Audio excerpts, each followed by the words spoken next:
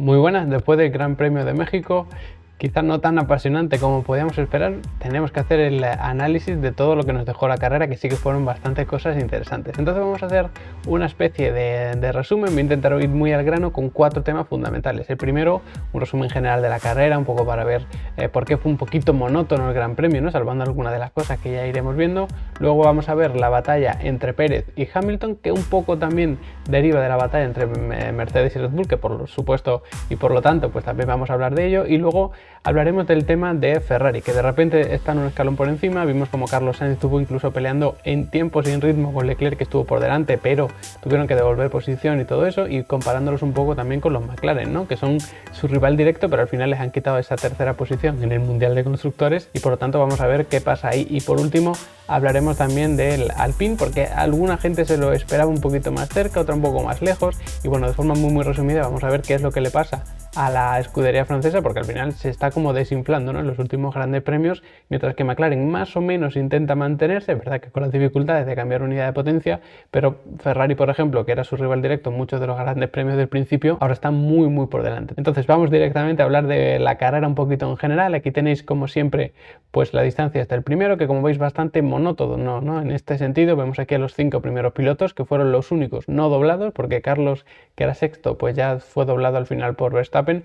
Entonces, bueno, como veis, muy poquitos cambios de posición. Todas estas vueltas, las 5 primeras posiciones se mantuvieron, de hecho prácticamente desde el principio, ¿no? De la salida hubo varios cambios de posición y tal. Bottas se fue atrás, Verstappen ganó la primera posición, Hamilton se quedó en la segunda y por lo tanto Pérez en la tercera, y a partir de ahí tanto Gasly como Leclerc pues se mantuvieron en esas posiciones. Lógicamente aquí habría que meter también la línea de Carlos, ¿no?, que se coló por delante de Leclerc y luego le tuvo que devolver posición, pero bueno, básicamente nos hacemos una idea general, ¿no? Entonces, como digo, bastante monótono. Solamente vemos aquí que Checo de repente se puso a liderar porque alargó su parada, pero más o menos todos hicieron una carrera bastante igual. Por ejemplo, aquí vemos también que Hamilton entró primero, por eso se aleja de la primera posición. Luego entró Verstappen y luego, ya mucho más tarde, entró Pérez, que siempre gestionando muy bien la goma, por eso se pudo permitir entrar tan tarde y cambiar un poquito la estrategia para probar cosas diferentes contra Hamilton. Pero al final, bueno, aparte de que unos entraron un poquito antes, otro un poquito después, una carrera un poco monótona. Y eso se ve también claramente aquí con los cambios de posición. Como veis, hay muy poquitos cruces de línea. Aquí vemos bastante lío al final porque lógicamente hubo algunas paradas, algunos cambios de posición, porque al final había pilotos que estaban en posiciones que no les correspondían, ¿no?, digámoslo así, como Bottas, que estaba último, como Ricciardo un poquito por delante, entonces fueron escalando. Pero bueno, pequeño lío aquí con las estrategias, pero a partir de ahí prácticamente todas las líneas rectas, es decir, hubo muy pocos cambios de posición. También muy pocos cambios estratégicos, porque lo podemos ver aquí, ¿no? Prácticamente todo el mundo con la misma estrategia, salir con medio y luego poner duro hasta el final.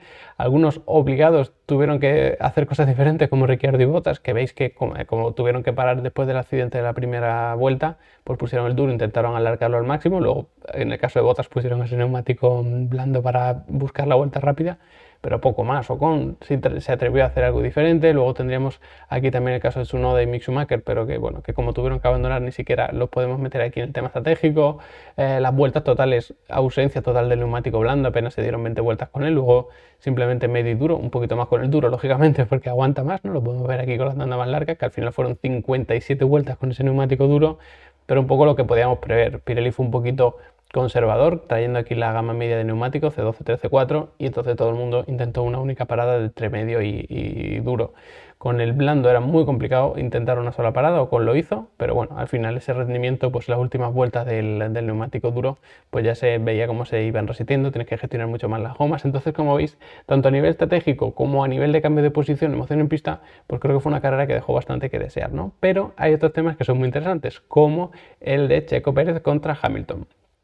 Aquí vemos cómo estaba pegado prácticamente Pérez. Como veis, Hamilton está a 8.3 en esta vuelta concreta y Pérez está a 10.8. Es decir, que Pérez siempre estaba en torno a 2 segundos, 2 segundos y medio. Y ya vimos cómo esto es un circuito que se intenta generar mucha carga aerodinámica por la cantidad de curvas que tiene, pero es muy complicado por culpa de la baja densidad del aire. Si a eso le sumas que tienes un coche delante ensuciando el aire, por lo tanto haciendo el aire menos denso todavía, nos queda que es muy complicado realmente marcar buenos tiempos y acercarte al piloto que tienes delante, ¿no? Y eso es evidentemente lo que se ve aquí. Yo creo que aquí podría haber intentado a lo mejor Red Bull una estrategia de un undercut, es decir, tú paras y pones una vuelta entera en los neumáticos frescos, le recortas distancia al piloto que llevas delante e intentas pues con eso ganarle la posición.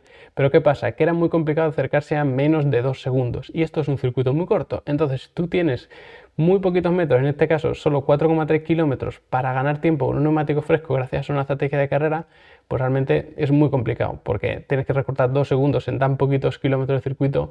Digamos que el otro piloto en cuanto entra en la vuelta siguiente pues ya a lo mejor no te da tiempo a recortar 2 segundos, ¿no? A lo mejor puedes recortar 1 segundo, segundo y medio y bueno, es realmente bastante complicado.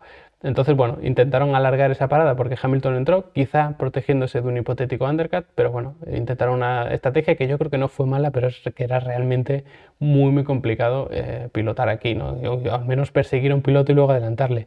De hecho, si comparamos aquí los tiempos de Hamilton, que es esta línea turquesa que tenemos, con los de Pérez, que lo tenemos aquí, pues como veis, Pérez en todas estas vueltas estaba constantemente sacando varias décimas, ¿no? Aquí, por ejemplo, incluso Pérez está en 1.19.9 y Hamilton 1.25, es decir, estaba sacando pues en torno a 6 décimas constantemente, como veis prácticamente siempre 6 décimas, aunque los dos aumente su tiempo, luego disminuya y vaya un poco jugando hacia arriba y hacia abajo, al final esta distancia entre los dos se puede dar por culpa de doblados y tal, pero siempre era de unas 6 décimas. ¿Qué pasa? Que 6 décimas en este circuito no son suficientes para adelantar, entonces al final pues quedó ahí y por supuesto si analizamos las velocidades al final de, bueno, en la trampa de velocidad, ¿no? Que es el punto de mayor velocidad del circuito, ¿quién lidera esta tabla? Pues 4 motores Mercedes. Evidentemente tienes que llevar rebufo y tal cual, pero al final son 4 motores Mercedes. Que ojo, porque Hamilton no marcó una velocidad muy alta, Pérez tampoco, pero evidentemente pues si tienes, aunque sea un poquito menos de velocidad punta que el piloto que llevas delante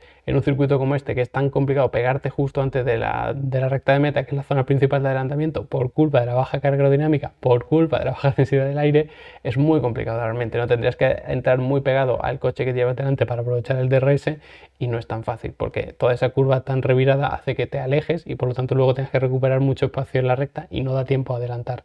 Así que bueno, yo creo que está, digamos que justificado realmente ese cambio de, bueno, digamos que esa falta de adelantamiento, ¿no? De Pérez a Hamilton, porque se vio durante todo el Gran Premio que era muy complicado adelantar y menos si lo que le estás sacando es a lo mejor un segundo, 6 décimas más o menos. Entonces, bueno, creo que estuvo en cualquier caso bien gestionado por Hamilton al final, que bueno, se supo más o menos controlar su tiempo para no degradar los neumáticos y por lo tanto hacer una especie de defensa pasiva, ¿no? Antes de que llegase Pérez. Otra historia muy diferente fue la que vimos entre Sainz y Leclerc. Como vemos aquí, los dos Ferrari pues, más o menos con la misma velocidad punta, excepto la trampa de velocidad. ¿Por qué? Porque Leclerc tuvo rebufo y Carlos Sainz no, porque realmente tú no puedes tener 10 kilómetros casi de, bueno, en este caso son 7 y pico, kilómetros por hora de diferencia entre un coche y otro, ¿no? Porque suelen llevar una configuración muy parecida, entonces realmente esto viene sobre todo por temas de rebufo, de DRS y demás, pero como veis en el resto, pues están muy juntos, ¿no? Muy cerca en cuanto a velocidad punta, al final del primer sector, del segundo y el tercero, que también están influenciados por zonas de curva, pero bueno, más o menos intuimos que tienen una configuración aerodinámica parecida. Pero ¿qué pasa? Que realmente si nos fijamos en los ritmos, que lo tenemos aquí, en el primer stint Carlos tuvo un ritmo de 1.22.2, mientras que Leclerc era 1.22.3, que es una diferencia mínima, es una décima, pero realmente en ritmo pues sí que es más o menos importante, ¿no? Y luego con el neumático duro pues igual, dejaron pasar a Carlos y su ritmo era de 1.29, mientras que el de Leclerc era 1.21.3, otras 4 décimas. Entonces, claramente Carlos tuvo digamos que una carrera con mucho mejor ritmo, porque se vio claramente, de hecho podemos comparar sus tiempos, que tenemos aquí a los de Ferrari. Primer stint más o menos igualado, incluso Leclerc, que es la línea turquesa, un poquito por abajo en este primer stint, que suele haber un poquito más de lío y demás, pero a partir de ahí los tiempos calcados. ¿Qué pasa? Que Leclerc entró antes a poner el neumático duro, Carlos aguantó mucho más ese neumático medio y cuando puso Carlos un neumático duro, evidentemente mucho más fresco, como veis los tiempos eran bastante mejor, que podríamos pensar, bueno, porque es normal, porque Leclerc tenía unos neumáticos más agatados y tal, sí, pero realmente el tiempo de Leclerc, como veis, aquí hizo 1.21.0 y van subiendo constantemente, mientras que lo de Carlos aquí hace 1.21.1, que es un poquito más lento, es verdad, y además con menos combustible, pero a partir de ahí los tiempos se mantienen, incluso van hacia abajo, llegando a hacer su vuelta rápida en 1.20.0. Entonces, bueno, es verdad que quizás gestiona un poquito mejor los neumáticos Carlos, porque por supuesto que pares más tarde, no solo es un nivel, digamos que no solo es por decisión estratégica, sino que tienes que ser capaz de aguantar hasta esta vuelta 41 los neumáticos medios, ¿no? O sea, que eso también tiene mérito. Entonces yo creo que la carrera de Carlos pues estuvo muy bien. Y si lo comparamos además con los